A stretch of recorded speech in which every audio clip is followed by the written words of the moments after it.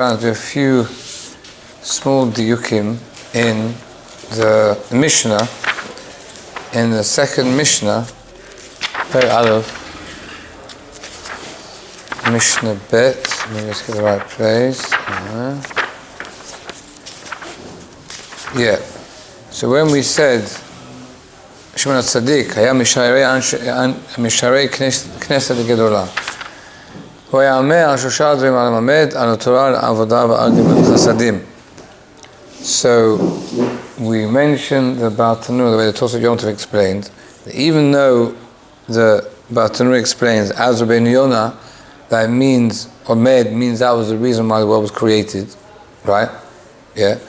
However, when the Bartanur explains our Torah, he says, had the Jewish people not accepted the Torah at Har Sinai, then the heavens and the earth would not have been created. They said in the Pasuk in Yirmiyahu, Im lo beriti yomam v'layla, chukot shamayim v'aretz lo samti. Had it not been for my covenant, Yomam v'layla, which the Gemara in Shabbat says refers to the Torah, then chukot shamayim lo samti wouldn't have made the whole world, right? And everyone knows the famous Chazal, Yaba Hashishi, that it was Hashishi with the Hey idea that the world was created for 2,000 years. The world was not really fixed until the Klal Yisrael accepted the Torah, and then that became firm.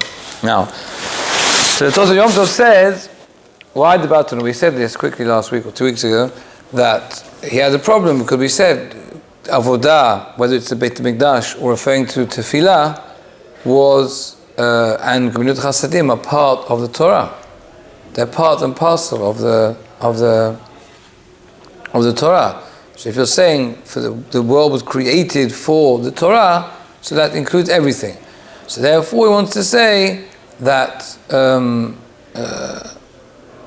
the Al Torah is referring to the fact that it was waiting for Klal Yisrael to accept the acceptance of the Torah itself, right? Mamad Sinai, b'kitzur. Now, the Tosafot Yom Tov has a problem with that. Why? He said, first of all, we said, the Torah himself says, Hu Haya Omer means Kachaya Margala B'Pumya Tamid, which we said, right? The Bartanur is the guiding light. All these Hu Haya Omer, that was something with this. The Gadol of that door was constantly saying, we mentioned last week, right? For each generation. Remember last week? The generation of Shimon HaTzadik, pre-Greek influence, and Antignos Isocho, prayer after the Greek influence. Now, post, or during. So he says, now, L'chora, he was like saying to people, they should realize, warning them, you should realize, you should learn Torah and Avodah and Gemilut Chasadim, right? Telling them what to do, right? As an Azara, as the Tosafot Yom Tov calls it. However, according to the Bartanur, because of this question he might have had, so when it says Torah, it's not an Azhara, meaning as per se, meaning you should be careful. You know what Torah means? The world was created for Torah. Keep the Torah. It's like a statement. Had it not been for the Klal Yisrael accepting the Torah Har Sinai, then we'd be in trouble. And then when he carries on with Avodah and Gemilut Chasadim, he's saying you should realize the world stands on Avodah and Gemilut Chasadim, and therefore you should busy yourself, right, with davening and Gemilut Chasadim. Following me? So it's not constant. It's disjointed. Should be saying you have to be careful, learn Torah good, daven well, do lots of chesed, because that's the whole purpose of the world, etc. You with me? So according to the way the Bartanur is saying it, the first one is, it's a statement. You should know, because they accepted the Torah, very important. By the way, be careful about Avodah and Gemilut Chasadim, because that's why the world was created. Follow me? Getting incongruence over here. Okay, that's what Tosafot Yom Tov says. Now, one point on that, when it says that they not accepted the Torah, that just to touch upon the idea of Kabbalat Torah, Mamad Sinai, which we wanted to do before Shavuot, but however, still Samach V'Nira, not too far away. We're still in Sivan, no? Yeah, still in Sivan. So, it was rain yesterday. I know the weather. That's Mashiach. No, Mashiach must be coming. It's like English summer. So very weird. Anyway. So what is this Kabbalat Torah? So this is like the famous question, all the Mephoshim ask in Dayenu. Let's go back to Seder night. Dayenu. Right? So everyone asks, what's that supposed to mean? How we come to Hasina and not accepted the Torah, Yeah. What was the point? So, it's saying the whole point of the revelation that came at that of HaKadosh Baruch Hu, where everyone saw, the greatness of Hashem. But here the Baal Tanura says, Ilmale lo kiblu Torah Ilmale lo kiblu Yisrael et Torah. Had they not accepted, right? The acceptance of the Torah. The fact that we said Na'aseh v'nishma, it's referring to the actual acceptance of the Torah. So I think I said last week, that we said this Yerushalmi, where it says that the Kabbalah itself, even if they didn't actually do anything yet, right, is very, very important. You could say how they not accepted it. Acceptance is just sign on a dotted line, but they didn't actually do anything yet, right? They said Na'aseh v'nishma, but so this is not Yerushalmi. This is the famous Shari Tshuva, Rabbi Yonah, which he learns from Na'aseh v'nishma. He asks on another Mishnah, which we'll get to, maybe if you remember it when we get there one day, when it says Kol mi shechokhmato kodemet liyirato, or yirato kodemet liyirato. So he asks, how can a person, was it chokhmato, the ma'asim? There's two. There's one talks about chokhmah and yira, one talks about his ma'asim and his chokhmah. His ma'asim murabim mi'ah chokhmah, or his chokhmah is more murabim his ma'asim. So Rabbi Yonah asks, how can it be that a person, his ma'asim are more than his chokhmah? If you understand chokhmah to mean learning, and learning the Gemara and learning halakha, so how can it be that your ma'asim are more than when you learn? If you haven't learned, then you can't know. You understand? It doesn't make sense. It's a no-brainer, in American.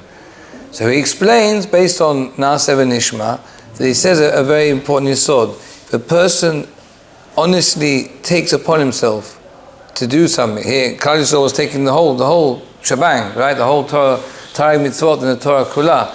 But wherever a person accepts upon himself and he does, and he wants to do it, and there's a slight technical problem over here, he doesn't actually learn all the halachot and everything else, but he wants to. Let's say like a Klal Baal Tshuva, he wants to mamash take it on, he wants to keep Shabbat, and this and another. But he doesn't know Hilchot Shabbat, very rough things and kashrut, he doesn't really know, but he saw, went to a few shurim, Al Sameach, or Isha Torah, and he's the truth of the Torah, and he wants to go for it, but he means it, he really means it. But you say, look, Charlie, you know what I mean? You have to sit, go in the basement and learn. Do you know what I mean? We learned, you got into it, you got excited, and you realize it. But there's no way. Especially unfortunately in the poor Chevre, like in America, some of them are like they're nothing, but really, garnished. You know what I mean? Complete like goyim. Nothing, and they come in. So it's going to take time. It takes time. Physically, it takes time. It's to learn the things. Even if it's just picking it up by going to people on Shabbat, it still takes time. There's a limit. How can he do it? So he says, but because that honest, earnest acceptance and undertaking, Hashem views it to a certain extent as if he did everything. As if he did everything already, even though he doesn't know and he can't do it and he doesn't even learn about it yet. But Na'aseh v'nishma, he says that Klal Yisrael were given the schar as if they did everything. You with me? So that's the importance of the Kabbalah. When a person takes on the undertaking, a real undertaking, how important it is. Follow me? Okay. Now, another point is, I saw this in Rabbi Bunim, Ethics of Sinai. He says in the order why it says that Torah v'avodah agimut chasadim. Torah is mentioned first, right? Now, if we're going to follow the patriarchs, and we know that who is the Amud HaChesed? Avram Avinu, right? Tefillah, Yitzchak Avinu. And Torah, Ishtam Yoshev Ohalim, was Yaakov Avinu, right? So if we're going to follow that, so we should say Ala Gemilut Chasadim V'ala Avodah will stay in the middle, V'ala Torah, from Avram, Yitzchak, Yaakov, right? That's the basis of the Jewish people. But it's the other way around. We do Torah, Avodah, Gemilut Chasadim, we go backwards. You follow it? So he says, the answer is, he brings a Rochon and Vasma, I'm not sure where it is. He didn't bring sources, normally he brings sources, everything. He says that the Torah and Limud of Torah, that, when we talk about Olam Omed, that is everything.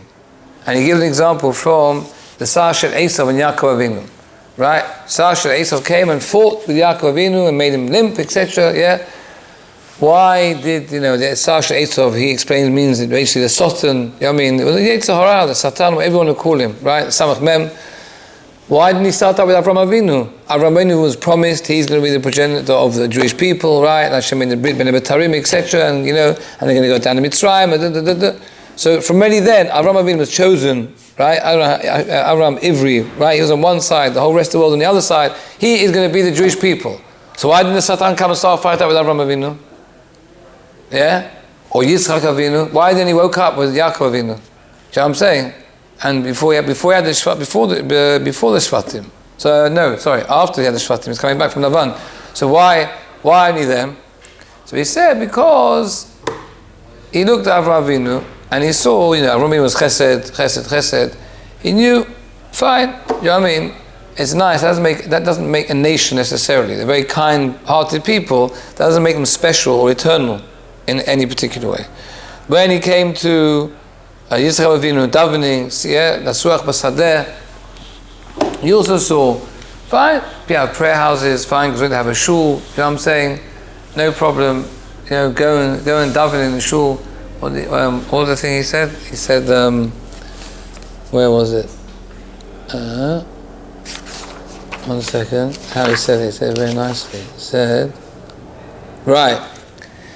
He said this time, the communists, right, in communist Russia, they allowed some shuls to stay open.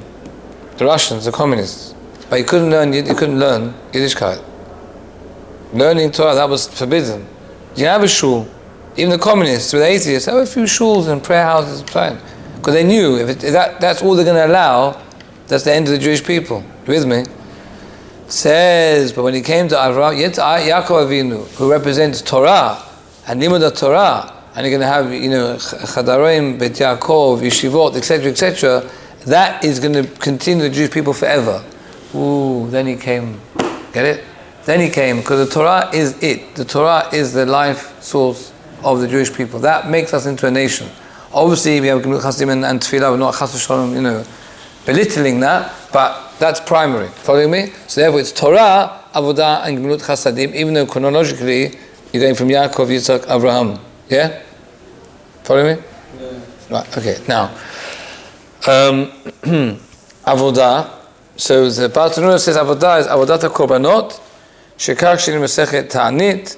If it wasn't, whatever, he brings over there the Korbanot, and he doesn't talk about Tefillah. He said literally means the Korbanot because it brings psukim that say that the heaven and the earth nitkayem on the Korbanot. But we know nowadays that the Tefillah has become the Korban, right? Excuse me. The Gemara in Brachot says that the Tefillot Keneged Timidim Tiknu, the Tefillot were actually, even though when Avram, Yitzchak, Yaakov did Shachrit, Mincha, and Arvit, it was, let's leave Arvit aside. Shachrit, Mincha was connected to Korban Tamid, right? And now we haven't got the Korbanot, because the Tefillah has been come, And Rabbi Yonah even says in Masechet Brachot, when he talks about the pasuk Hashem Svatayti Yiftach Ufi Yagid Tilatecha, which is the pasuk in Tehillim. So the Gemara asks over there that we know he's supposed to be Somech Geula L'Tefillah. It's a halakha, right? He's supposed to say God Yisrael, and straight away go into davening. So they ask Hashem Svatayti Yiftach, what's this pasuk you say in front? Just say God Yisrael, Baruch Atah Hashem. Why say Hashem Svatayti Yiftach? So Gemara explained it's like a long tefillah. It's part of the tefillah. That's part of the tefillah. That opening line is part of the tefillah. So the Rabbeinu Yonah there, I haven't got inside. Obviously, I should read it inside really. He says an amazing thing. He says that the simple understanding of Rabbeinu Yonah is to realize how important tefillah is. That David HaMelech said this in Perek Nun Aleph Nun Bet when Natan Navi came and told him off about Bathsheba. The Maaseh Bathsheba, which was bemazed. David HaMelech the whole cheshbon. She was supposed to be married to him, and he sent off Uriel to get killed, whatever. But he did it bemazed. Right? It was not very, he did it bemazed. He had the whole cheshbon, it was bemazed. He did it with intention. And there, which is they call one that we said on the on the Psukkah de Zimra, Yom Kippur, the extra Pirkei Avot we add in Psukkah de Zimra. on Yom Kippur and Shacharit, which all to do with Teshuvah specifically. That's what the main one, right? Rabbi Yon and Shari Teshuvah, Mamish takes each line. The Melech said this and this. You learn this concept and that concept of Teshuvah, and he says, and David Melech says, Hashem is referring to you should forgive him through his tefillah for the Aveira. Now, says Rabbi Yon, if you look in the Korbanot, there's no Korban for Mazid. The Chatat is when you did B'shogeg. You understand? You can't bring a Chatat for B'mazid. It doesn't work. Right? Come a Chatat and get forgiven. Right. As I'm saying, there's no Korban. You can't get out of it. And yet, here, David HaMelech, so Hashem Tzvat Yiftach in that Perek, to get a kapara for something to be B'mazid. So that means with actual davening achieves more than even the Korban. Yeah? You can achieve more through your tefillah than even a Korban could ever achieve. That's mind-blowing. Yeah? That's the words of Rabbi Yonah. That's what he says. Okay, that's a simple understanding of what he says over there. It is in Masechet Brachot, in the first perek, on the Rif. Rabbi Yonah on the Rif, on that Gemara over there. Now, the last point is Al Gemilut Chasadim, as it says, Olam Chesed Yebaneh. Now, here it's interesting when the Bartanur explains what is an example of Gemilut Chasadim. The Sameach Chatanim. Hear that? The first thing on the list, I just want to say it clearly. The Sameach Chatanim, the Nachem Avelim, Levakeh Holim, Likvo Metim, Ukiyotze Bazel. Hear that? Ukiyotze Bazel. Now, it's interesting. But he says, the first Gemilut Chasadim is to help someone out. Do you know what I mean? To give it, you think chesed, right? Help someone out. You need someone else. Some old lady needs help. Clean this. Chesed, help. Helping and this and that. The first one is the Sameach Chatanim. That's called chesed. So about that? It's called chesed. With Sameach Chatan, it's called chesed. That's Gemilut Chasadim. The mitzvah of Gemilut Chasadim. The Menachem Avelim, you can understand. Nichum Avelim, that's a chesed. Right? You're going to a person, the person's, down, lost a relative, so you go Menachem Avelim, that's a chesed, you're helping the person now. Well, what's things? Well, Chatan's happy, no? You know what I mean? But it's a chesed, because the Maisa, if you have a chasna, like we had in Corona, some say it was better or less. If you had only 10 people in the chasna, it's not the same. You understand? You don't have to have 500 people and waste a lot of money and all the rest of it they were talking about. But the more you have of the friends of the chatan, that gives them a simcha. It's a chesed, right? You're doing a chesed for someone else. Now, it could be something. I'm just thinking now that you normally understand the connotation of chesed is we say it's a kindness. You're doing something. You're going out of your way for someone else. So sometimes you might think it's your friend and this and that. You don't have to go. There's no self-sacrifice over here. He's your friend. I also want to go and dance and make him happy. So what's it could be, you're right, it's a chesed because the Maaseh, it's a kindness to him. If you think about it, it's a big deal. So I heard once from Rabbi Sol Rachel, Shlita, one of the Magadishi in Shari Torah in Manchester, the yeshiva I was Zochit learning. And it says also in Masechet Brachot that Kol Sameach Chatan V'Kala Ki'ilu Nivnei Achad B'Chovat Yerushalayim. I can't remember exactly that's the exact words, but along those lines, Sameach Chatan V'Kala is that if you rebuilt one of the destroyed parts of Yerushalayim. That's the Gemara said. So he said, what's the connection? Very nice. What's that got to do with like in rebuilding of Yerushalayim? Churban Beit Mikdash, we're getting towards in the 3 weeks, Tishba, yeah? Sorry to remind you, but right? Well, what's one got to do with the other? Sameach Chatan V'Kala. Yeah, so we know it says that in the streets of Yerushalayim will be filled again, right, with the joy of a Chatan V'Kala. But it says if you rebuilt, that's part of the rebuilding of the destruction of Yerushalayim and the Beit Mikdash. What's the connection? So he said like this. He said a beautiful pshat. He said that sometimes, why was the Churban, at least the second Beit Mikdash? Why was it Sinat Chinam, right? Baseless hatred. So he said it can be the following scenario. Someone has a friend who is a chassan, he wants to go Mesameach him. However, mamish like kamsa ba kamsa, the chatan has a mutual friend, and those two friends are arch enemies. Kamsa ba kamsa, they had some fight in yeshiva, and they haven't spoken to each other for years. Hate each other's guts. Not a very healthy situation. They hate each other. And so he wants to go, but Yankel's going to be there. You know what I mean? So he forces himself to go, two ends of the hall, doesn't want to look Yankel in the eyes. You know, he's not going to get Yankel and Moshe, he's not going to look him in the eye. And then you have the dance, and this and the other, and they're going round, and everyone joins in a circle, and Yankee's looking for the guy next to him to hold his hand, and lo and behold, who is it? It's Moshe. Do you understand? So he's like, he's not in the hold, he hates the guy. And then you see the Khatan looks at him and see they're smiling, right? So what does he do? He grabs Moshe's hands and he dances with Moshe. They're both smiling away, dancing in the Khatan, right? To make him happy. It's a beautiful pshat. So he said, if you Mesmech Adam HaKala, sometimes it is, you're doing the tikkun of what caused the Churban Beit HaMikdash. Yeah? Sometimes it involves you to mitgaber on the sin of someone else in order to make someone else happy. Right? You go above your own selfish, issues or rest of it. For his sake, that's a chesed. That's a real chesed. You understand? What we're talking about, and also that explains that Mama Chazal. Yeah. And that's one point. That's one idea. When it says Kfiyat HaMetim, do you hear that story that Sasson said? I don't know his first name. Sasson, the grandson of Avadia. He spoke a couple of weeks ago. Do you remember that story he said? Yeah. He said that story. No, he said the story about the guy with Kfiyat HaMet. Yeah. He ended up marrying the guy who actually supported him through like Right. So, I heard the amazing thing. That was it. I heard a different story. Apparently, the story with, I can't remember who it is. I have to remember the name. I'll say it next week, later.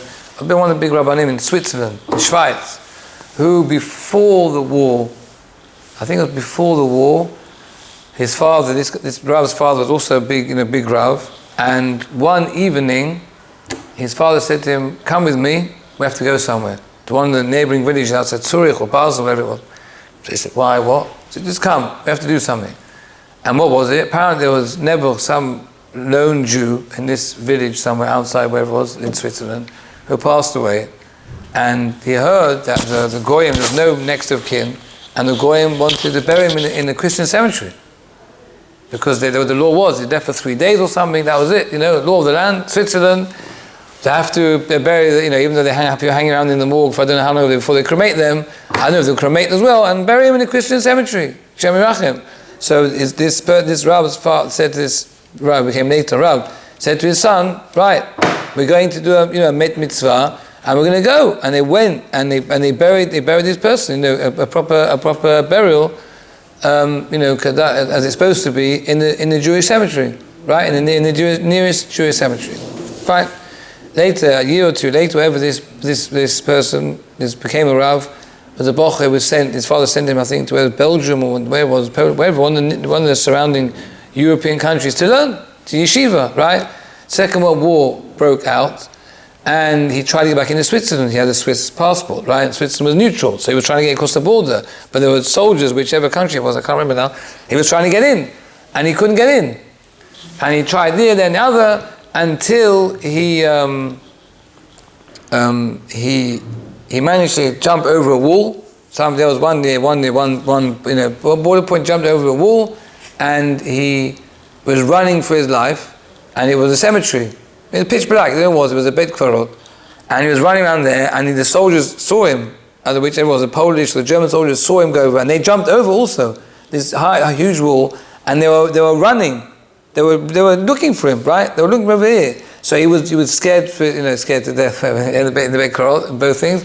And he found some grave, whatever, and he hid back on the side or behind the grave, and he was just saying to him whatever he could say in the Beit Kvarot. And they were looking there, running around, searching for like an hour or two, and they just gave up and they climbed over the wall, right? And he was just so scared, he didn't want to move. Do you know what I mean? He thought, if he wants to move, we'll just finish. If he didn't want to move, so he stayed there the whole night. Do you know what I mean? Just till daybreak, and then make sure he can see what's going on, and he was gonna, he was gonna leave. So he got up, and he fainted again.